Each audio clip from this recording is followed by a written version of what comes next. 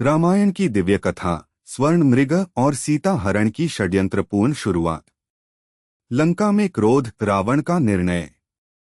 शूर्पणखा अपमान और पीड़ा से कराहती हुई सीधे पहुंची लंका अपने भाई रावण के दरबार में। उसका शरीर लहूलुहान था और आंखों में आंसू नहीं, केवल प्रतिशोध की ज्वाला थी। भैया रावण, जिस राम ने मेरे अपमान का नाटक रचा, जिसने मेरे अंग कटवाए, उसकी पत्नी सीता रूपवती है, सौंदर्य की प्रतिमूर्ति। तुम उसे पाओ और उसका हरण करो। रावण सुनते ही गुस्से से भर उठा, पर जब उसने सीता की सुंदरता का वर्णन सुना तो उसकी कामनाएं जाग उठीं। यदि वह स्त्री इतनी अनुपम है तो वह लंका की रानी बनने योग्य है। मारीच का प्रवेश स्वर्ण मृग का षड्यंत्र।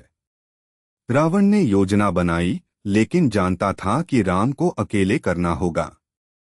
उसने बुलाया मारीच को, एक मायावी राक्षस जो रूप बदलने में निपुण था।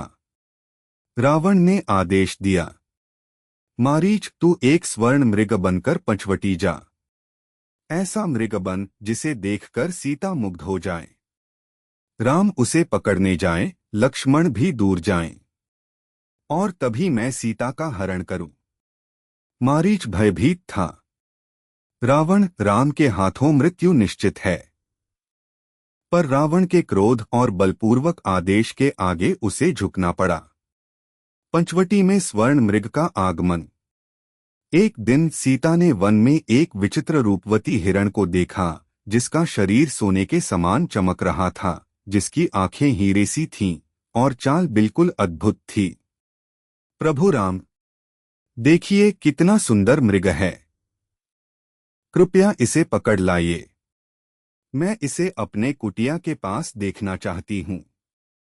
राम मुस्कराए, पर वह मृग उन्हें भी विचित्र लगा। सीते, यह कोई साधारण मृग नहीं। मुझे संदेह है, पर यदि तुम्हें यह प्रिय है तो मैं इसे पकड़ लाता हूँ। लक्ष्मण, मेरी अनुपस्थिति में सीता की रक्षा करना। राम का पीछा मायावी छल। राम उस स्वर्ण मृग के पीछे भागे, जो बार बार दूर होकर उनकी दृष्टि से छुप जाता। अंततः जब राम ने बाण चलाया, मारीच घायल होकर मनुष्य रूप में आ गया और राम की आवाज में पुकारा, हाँ लक्ष्मण, हाँ सीते। सीता यह सुनते ही घबरा गई। लक्ष्मण, तुम्हारे भैया संकट में हैं, जाओ उन्हें बचाओ। लक्ष्मण समझ गए यह माया है, बोले, माँ, यह राम की आवाज नहीं, यह कोई माया है।